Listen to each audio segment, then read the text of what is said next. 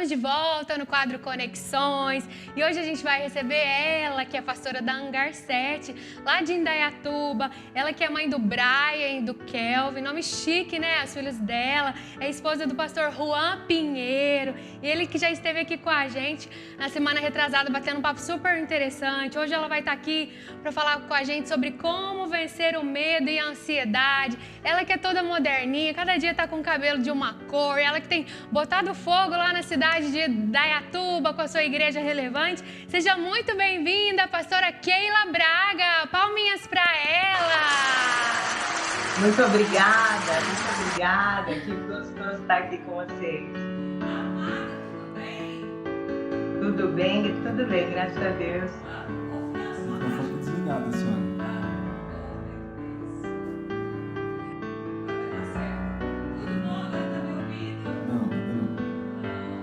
Bem baixinho. Agora ficou melhor no fone. Deixa eu ver se tá melhor. Peraí, aí agora bem. vai tudo certo. Abaixa só um pouquinho o retorno aqui da música. Tudo bom, amada? Isso. Ô, Keila, eu fiz maior propaganda do seu cabelo e agora você aparece com o cabelo preso aqui. Eu falei, pronto, aí, ó. Tem dia... Olha, se eu soubesse, eu ia fazer um cabelo todo colorido. Vai ter que me chamar de novo para eu fazer o cabelo todo colorido então. Para vir aqui. Eu acho que eu vou te chamar de novo, porque tem dia que você tá com ele com essas mechas azul, roxo. Depois roxo, pink, agora hoje tá loiro. Eu inventei de fazer uma mecha branca. Eu ainda tô tentando chegar nela, ainda não consegui. Você gosta de usar o cabelo com essas cores? É legal? Você adapta com roupa? O que é que você usa o cabelo tão colorido? Eu gosto. Você sabe que eu sempre paro para pensar. Já faz uns 15 anos que eu tenho cabelo colorido, né? E eu vou envelhecendo e ele vai ficando mais colorido. Agora tá ficando com um pouco de branco e muito colorido. E eu tô percebendo, eu fico pensando, por que será, né? Mas eu acho que na minha infância eu cresci num ambiente igreja e eu me sentia que eu queria muita coisa, né? E não podia fazer o cabelo colorido e tudo. Então eu acho que hoje eu começo a extravasar, eu falo, eu devo ser eu não sei o que é, se é uma adolescência, o que é? Mas eu acho um barato, que Deus abençoe. Como que tá aí a igreja, Hangar 7, como vocês estão? A gente está bem, graças a Deus. Deus é melhor do que a gente pode imaginar, né? Deus é bom demais. Esse tempo de pandemia, a gente achava que ia ser muito difícil, muito duro, mas a gente vê que Deus ele consegue trabalhar mesmo, orquestrar tudo para o bem daqueles que o amam. Então, a gente está vendo a igreja crescer. Mesmo que o culto físico tem menos pessoas, a gente sabe que tem crescimento, tem muita gente nova, então tem muita coisa boa acontecendo. Estamos num projeto de um novo prédio, então muita coisa linda que Deus está fazendo. Então, nossa, nós não estamos tão longe uma da outra, né? Quem sabe... De repente, um dia, Marcos e eu, nós queremos ir aí visitar Hangar, depois vocês vêm aqui também visitar a casa. Sim, precisamos desse café, né? Nossa, a bênção, vocês estão construindo assim uma igreja muito relevante, muito especial e amém. Que Deus abençoe muito, muito o ministério de vocês, viu? Amém, amém. Vocês também, é muito bom essa amizade que a gente só cresce, né? Como é bom conhecer pessoas no reino de Deus que estão acrescentando, tem muito a ensinar, a gente também fica muito feliz. Amém. Hoje nós vamos conversar com você aqui sobre medo, ansiedade. Eu penso que isso é do século, é geral, é uma coisa que todos nós temos que batalhar contra sempre, né? Aprender a ser contente, tem um tanto de coisa para a gente falar, mas tem uma fala e tem uma palavra que mostra muito algo a nível até social, o que aconteceu, que foi Josafá. Ele teve medo e ele se pôs a buscar ao Senhor. Vieram reis contra ele e ele, assim, um rei, ele falou assim, peraí, eu vou Então, muito interessante um rei mostrar que estava com medo, que não estava confortável naquilo, e aí ele apregoou um jejum, pôs todo mundo para jejuar, inclusive os animais, as crianças, todos jejuaram, e eles disseram: os nossos olhos vão estar no Senhor. Mas a base foi o medo, o desespero, a preocupação. E todos nós estamos vivendo esses momentos aí de ansiedade, de medo, como aconteceu com o rei Josafá e aconteceu com aquele povo todo. O que a gente faz? Na hora, ele já dá uma dica para a gente aqui, violenta e maravilhosa, mas deixa eu ouvir você. Muito bom esse texto de Josafá, como a gente aprende, né? Como a gente cresce, como a gente vê que a gente não é ninguém. A gente está lendo em família, a gente está lendo a leitura da Bíblia, mas em ordem cronológica, né? Então meus filhos, o Juan, a gente lê junto e a gente vai conversando sobre. E eu estava lendo sobre Davi esses tempos, e nessa leitura a gente vê quanto medo Davi tinha. Gente, Davi era um homem de guerra, Davi era um homem tão incrível, ele era temido pelas nações, mas ele lá no secreto dele, ele ia ter tempo com Deus e ele ia abrir o coração e os medos para o Senhor. Então, como é interessante que a gente vê na palavra que não se esconde, né? A gente vê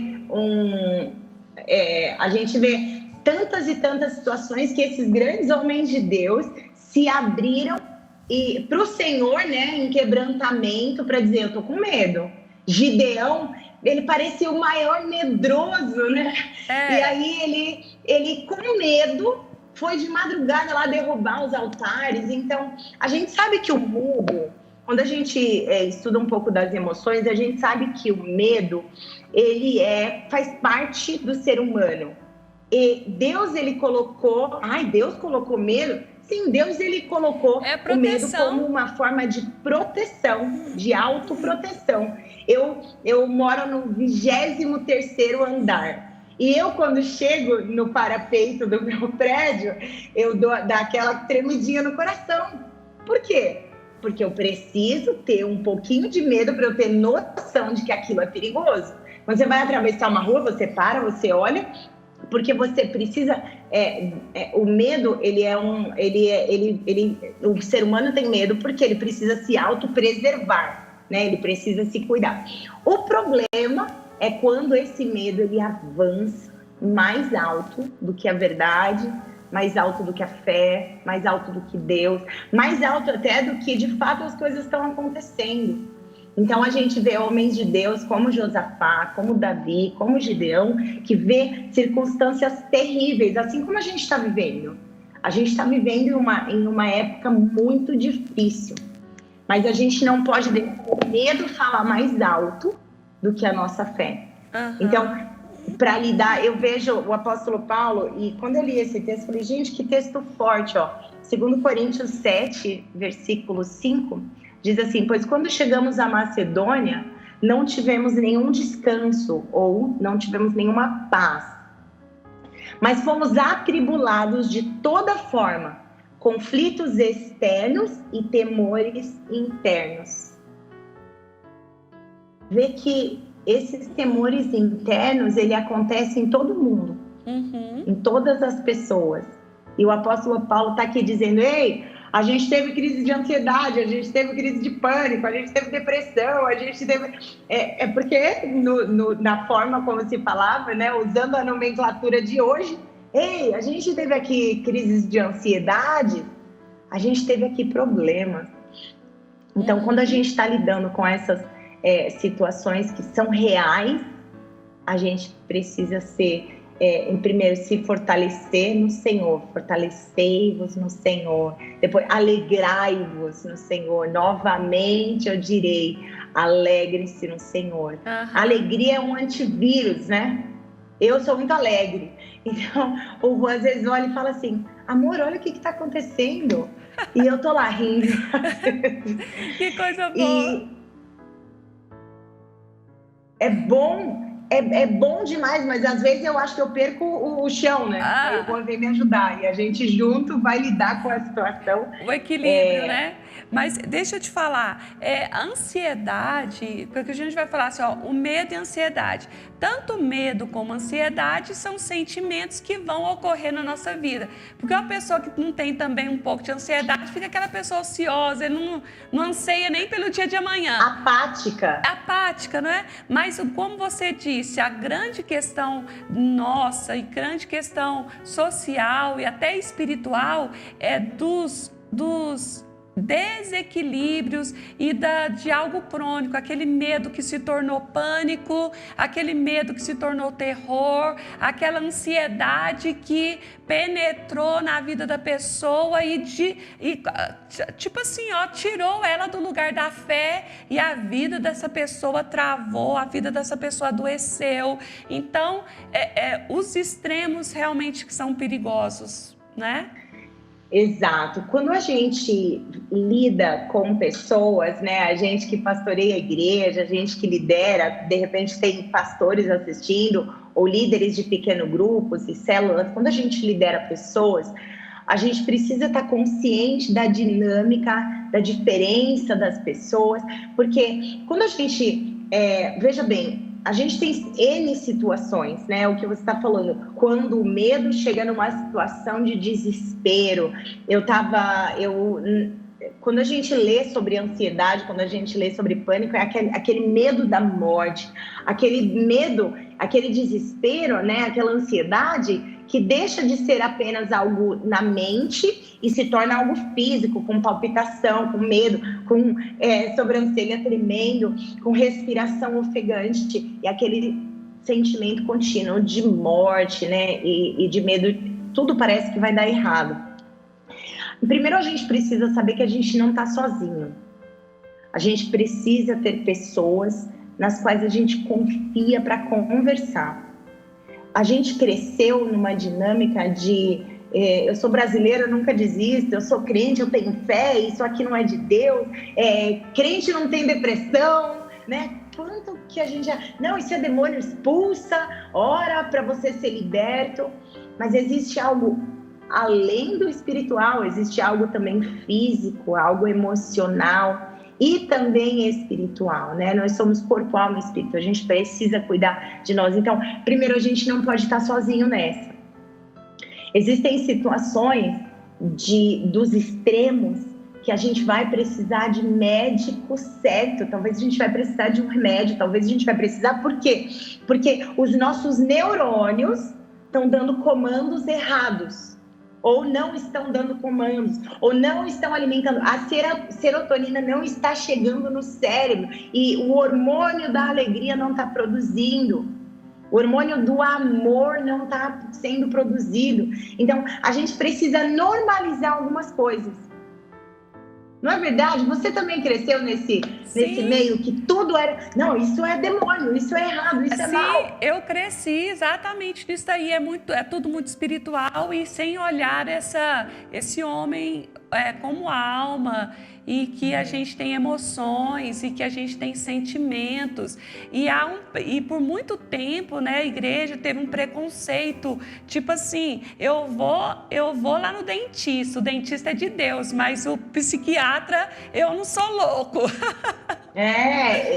Até hoje, independente às vezes até de crença, sabe? Porque o psiquiatra era dado como o médico de louco, né? Era o que a gente ouvia. Então, independente... E o psicólogo também, o crente tinha um preconceito com o psicólogo. E, gente, é o estudo do cérebro. É o estudo da psique. É o estudo do nosso... De como funciona a nossa mente, o nosso cérebro. E a gente precisa ter cuidado. Pastora Keila, eu tô assim, o programa, como eu faço um programa diário de 2 horas, de segunda a sexta, eu tenho tempo aqui para mastigar assuntos e a gente ir mergulhando em coisas mais profundas, né? E eu estou com o nosso pessoal que está sempre no programa, falando sobre a lei da atração de Deus. As pessoas não têm noção do quanto o pensamento que elas sentem, o emocional é forte. Pensamentos negativos, emoções fragilizadas, vai atrair o que para a vida dela? Quando Josafá, Davi está falando, eu estou com medo, ele estava reagindo a um sentimento, a uma emoção, porque senão a vida dele ia dar errado, ia dar ruim. Você sabe o que eu costumo falar? Quando eu falo desse assunto, eu costumo chamar atenção e eu pergunto: os pensamentos das suas últimas 24 horas, se eles se tornassem verdade hoje, agora, você ia colher bons frutos disso ou maus frutos disso? Porque se a palavra de Deus diz que assim como pensa o homem no seu coração, assim ele é, então a gente pode entender que os nossos pensamentos são a matéria-prima do nosso futuro. Eu vou falar isso de novo, você precisa anotar, você precisa ter isso na capa do seu celular, talvez. Os nossos pensamentos são a matéria-prima do nosso futuro. Uau! É assim, né? E aí, quando a gente começa, vive com medo, força seu pensamento a pensar o que você quer para o seu futuro. Ai, medo, ai, angústia, ansiedade, ok. Mas agora você vai fazer um exercício. Porque se Deus, ele fala, né? Todos nós sabemos, Jeremias 29, eu 11. Que sei os pensamentos que tenho a vosso respeito. Pensamentos de paz e não de mal, para te dar esperança e futuro. Então, é isso que Deus está pensando sobre nós. Quando a gente vai para Filipenses 4:8, ei, tudo que é nobre, tudo que é de boa fama, tudo que é bom, tudo que é digno, pensem nessas coisas. Isso. Porque tem uma coisa, olha só que o Senhor falou para mim durante a quarentena. Eu também passei por ansiedades e eu ficava atenta nos números e quantos estão infectados e quantos morreram. E eu ficava assim, e o Senhor começou a mandar eu me aquietar. Aquietai-vos e sabei que eu sou Deus. E eu, Jesus, tá difícil. Mas olha só o que o Senhor começou a ministrar no meu coração. Ele falou: Keila, você precisa buscar a paz. Então, quando a gente lê Filipenses 4, alegre-se no Senhor, novamente eu direi, alegre-se. Seja as necessidades, os pedidos de vocês conhecidos ao Senhor em oração, súplica e ação de graças. E a paz que excede todo entendimento guardará o seu coração e a sua mente em Jesus. Jesus está guardando meu coração e minha mente. Esse é o sonho, não é? Esse é o sonho. Orei, supliquei, chorei, pedi e eu estou sentindo, o Senhor está guardando meu coração. Aí vem o resultado. A paz que excede todo o entendimento, beleza. Só que aí, como que eu faço a manutenção disso? Oração, mantenha o pensamento nas coisas nobres, boas, dignas. Aí eu vou para Salmo 34. Salmo 34 diz assim, ó: busque a paz e se esforce para mantê-la. Então a gente tem tanto trabalho de orar, suplicar e encontrar um lugar de paz, e aí qualquer coisa a gente deixa roubar nossa paz. Exatamente. Eu penso exatamente o que você está dizendo com todas as letras, e nós podemos, nesse momento aqui, pastora, despertar o maior número de pessoas e dizer: ei, acorda, saia desse lugar, saia dessa zona perigosa, aprenda a guardar seu coração, porque de tudo, a gente quer morar num lugar onde tem segurança, a gente se arma de alarmes e de tantas coisas de segurança, mas a gente não entende que precisa guardar o coração, porque dele está as saídas da vida. Entender que medo é espiritual, entender que ansiedade é algo que, se você alimentar, vai te colocar num lugar escuro, num labirinto. Então a sua reação, ela vai ser muito forte, você precisa reagir, tem jeito. nós precisamos exercer uma manutenção do nosso pensamento. É muito bom. Quando 2 Coríntios 3:10, e ele vai falar que a nossa luta não é contra seres humanos, não, ao contrário, as armas da nossa milícia não são carnais, ao contrário, são espirituais. Poderosas em Deus para destruir fortalezas, tal, e pensamentos. Então ele está falando que as armas que a gente tem não é não é escudo. A arma que nós temos é espiritual. E dentro de armas espirituais, ele vai falar de destruir pensamentos que são contrários à vontade de Deus. De anseios, de vontades, de situações contrárias. Pois embora vivamos como homem, na NVI, não lutamos segundo padrões humanos. As armas com as quais lutamos não são humanas, pelo contrário, poderosas em Deus para destruir fortalezas. Destruímos argumentos e pretensões que se levantam contra o conhecimento de Deus e levamos cativo o nosso pensamento a torná-lo obediente a Cristo. A gente precisa pegar essas armas que são espirituais, a gente precisa ver o pensamento que é maligno, o pensamento que não é bom, o pensamento que vai roubar minha paz, e eu preciso jogar ele lá na cruz. Eu preciso cancelar ele, eu preciso anular ele, porque eu preciso destruir. Destruir não é... Às vezes a gente conversa com esses pensamentos, não é verdade? A gente tem medo, uma coisa a gente conversa conversando. muito. Tanto é que Davi fala isso, né? Ele chega diante do espelho, vamos colocar assim na nossa era, e ele fala, por que estás abatido, ó minha alma? Ali ele estava conversando com ele, ele estava dando um chacoalhão nele. Ele falou, sai daí, Davi, porque não tá certo. É isso. Essa coisa de Davi eu gosto muito, porque ele tem uma percepção de si.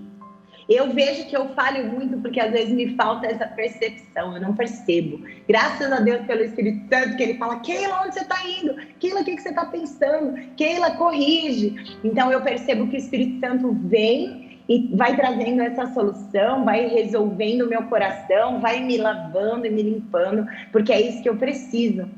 Dentro disso, eu lembrei, enquanto você estava falando, acima de todas as coisas, guarda o seu coração, pois dele depende toda a sua vida, dele vem as fontes da vida. Eu lembrei, a gente, no nosso departamento infantil, a gente fez uma série chamada A Mente do Céu. E a primeira aula foi guarda seu coração, pois dele depende a sua vida.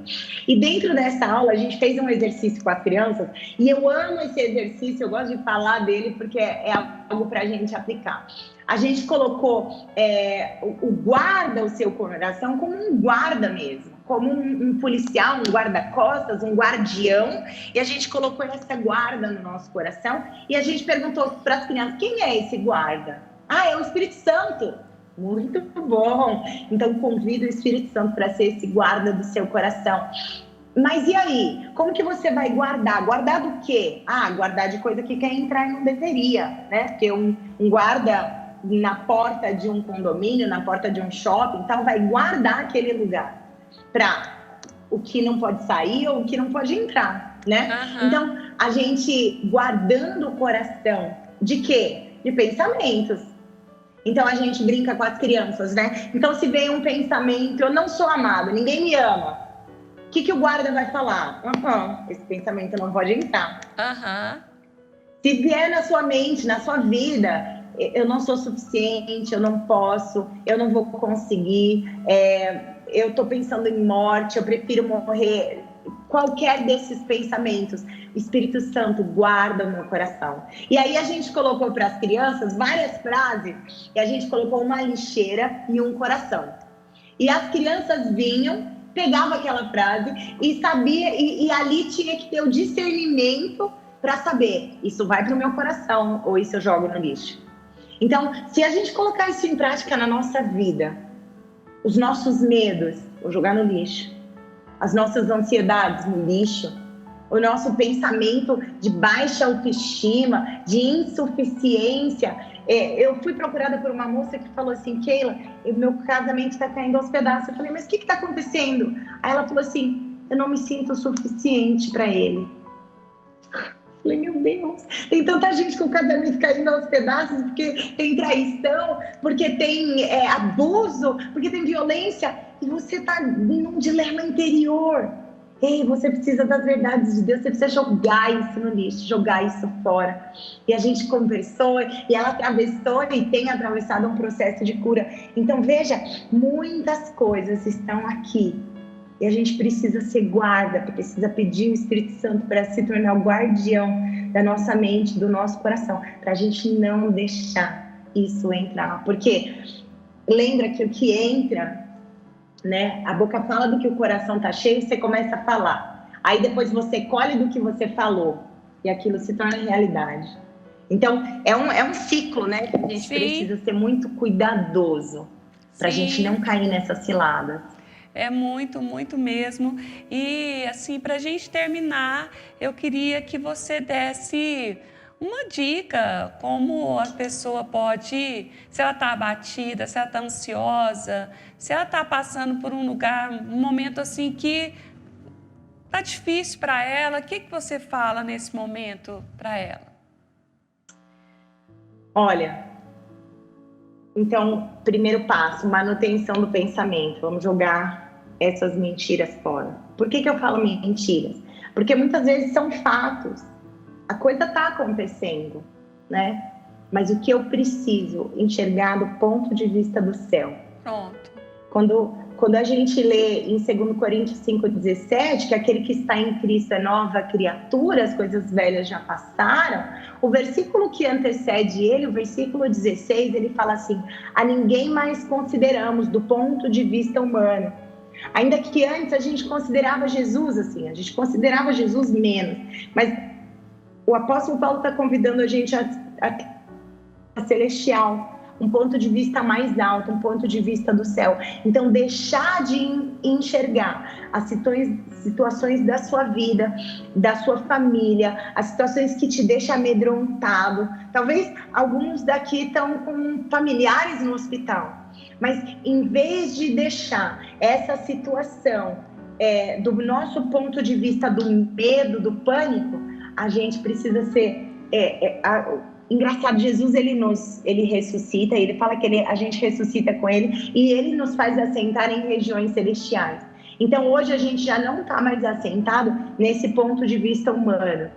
O convite é para que eu e você enxergue as coisas do ponto de vista celestial, do ponto de vista do céu. E aí, quando a gente está nesse ponto de vista, a gente pede: Jesus, o que você está vendo? Jesus, como você está vendo? Ah, que lindo. Jesus, quais são as verdades? Amém. E aí, nesse lugar, quando a gente fala busca o Senhor, não é a gente ficar orando, é a gente convidar Jesus, qual é a perspectiva do céu? Jesus, o que você fala sobre mim? O que você fala sobre meu parente doente? O que você fala sobre essa situação de desemprego? O que você fala sobre essa situação de medo? O que você fala sobre os meus filhos? Eu tive muitos momentos com o Senhor, recebendo verdades do céu, assim que Ele falou verdades sobre meus filhos, verdades sobre minha família. Amém. E eu me seguro nisso, nessas promessas. Amém. Porque Ele é fiel para cumprir. Amém, obrigada. A gente termina sempre pedindo para você que está aqui hoje conosco orar por nós, orar por Franca, pela casa de oração. Se você puder fazer isso. Vamos orar sim. Muito obrigada, Jesus. Muito obrigada, Pai. Porque você se preocupa com o nosso coração, Pai. Amém. Muito obrigada, porque quando a gente lê Salmos, a gente vê que você não é um Deus de longe, você é um Deus de perto. Você é o Deus que está preocupado com a nossa alma, está preocupado com o nosso coração, Pai. E eu oro hoje sobre a igreja, sobre a casa de oração, eu oro pela cidade de Franca, eu oro por cada pessoa que está assistindo ou que vai assistir. Senhor, eu oro para que a paz que excede todo entendimento, Amém, guarde o nosso coração e a nossa mente. Espírito Santo, Amém, nos mostra os pensamentos que são contrários à tua vontade. Sim, nos mostra, nos dá discernimento sobre aquilo que nós estamos pensando, aquilo que a nossa mente está dizendo, que a gente não pode aceitar, que não é verdade, Sim. ainda que sejam fatos, que a gente não vai concordar com eles. Ao contrário, a gente te convida, Jesus, para dizer o teu ponto de vista sobre nós, o teu ponto de vista sobre as situações difíceis, Pai. Para que a gente entre na batalha como entrou Josafá, fortalecido no Senhor, sabendo que era você que ia adiante. Sabendo, Jesus, que você é o nosso Redentor e sabemos que o nosso Amém. Redentor vive. Por fim, ele se levantará ao Amém. nosso favor. Amém. Muito obrigada, porque temos um Pai que nos ama, que nos quer bem. Muito obrigada por essa igreja. Muito obrigada pela apóstola Vânia. Obrigado, Jesus, por esse tempo de verdades que nós recebemos do Amém. céu. Ministra, continua ministrando ao nosso coração, com Amém. cura, com paz e com verdades do céu. Em nome de Jesus. Amém. Amém, amém. Que o Senhor abençoe e guarde sua vida, seu ministério, sua casa. A Hangar 7, obrigada por atender o nosso pedido de estar aqui. Deus te recompense sempre. Amém. Muito obrigada pelo convite. Muito gostoso ser recebido e poder compartilhar um pouco. É muito bom. Deus é bom demais. Muito Bom obrigada. demais. Deus abençoe, lindona. Tá bom, um Obrigada, abraço. pastora Deus Keila. abençoe.